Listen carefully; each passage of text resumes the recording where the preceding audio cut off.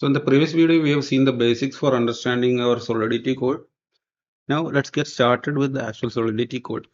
So you can get a sample simulator code from this GitHub. Go to this GitHub accounts code and you can see a bank account simulator code over there. So let's see how it looks like. So once you are in this simplebank.sol, you can see this entire code over here. Okay. So we can actually copy this code. Just hover your mouse over these two overlapped squares. You can actually copy this entire code. Then you can actually place it in the Remix IDE where we will be modifying this code as well as debugging and running this code. Remix IDE's link is over here. Just copy this link and paste it in your browser and go to this page. So you'll be presented with the Remix IDE window. So this is the Remix IDE's landing page. So you can see here that already a file structure is shown here. Contracts folder is a scripts test, etc. So just click on this contracts folder. What we are going to do is we are just trying to understand a Solidity code and maybe change some parts of it and see how we can debug it, how we can compile it, and how we can run it in a virtual environment. That's only our purpose. Okay. So what you can do is you can create a particular file over here, then give it a name. So I'll give a name like samplebank.sol to indicate that it's a Solidity file. Now I have already copied the sample Solidity code from GitHub, so I can paste it over here. So when you paste a code, a warning will be shown.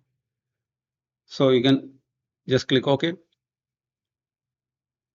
Now there will be some messages coming like see we will actually specify the compiler version for this Solidity code. So based on that, this environment will adjust itself. Many automatic update settings will be happening in this environment, and the main thing to notice, this environment or this IDE needs an active internet connection to work.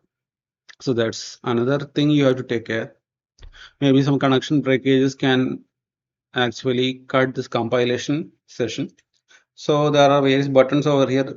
These overlapped file buttons are the file explorers. Then you have a search window. Then you have a compiler section.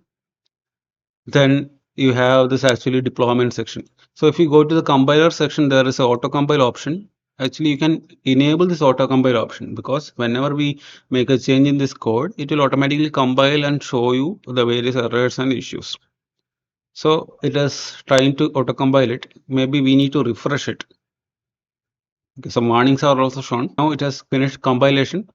It is displaying a green check mark. So it indicates that the compilation is successful. The code is error free. And here some gas estimations are also shown based on your code. So it will actually help you to write optimal code. If the amount of gas required for your code is less, then for users it will be convenient and more people will try to use your smart contract. Okay, so the first thing you need to understand is this is not a professional smart contract. This is just to understand the basics of Solidity. Just like it's just a hello world application sort of program. Okay, so don't deploy it on mainnet. It is just for academic purpose. Okay, so we have explored the Solidity IDE from this file explorer section. We have created a samplebank.sol file. We have pasted the code from the GitHub repository. Then, as the autocompile option was by default enabled, it autocompiled this code and found out that there are no errors.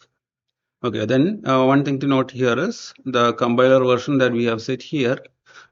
Based on that, the compiler's version was adjusted by the Solidity compiler. Okay, and it compiled it and found no errors. So that's why tick mark is coming. Now there is a diamond section where we can deploy this code. We will deploy it in a virtual environment that we will see that. Okay, now we will go through this code.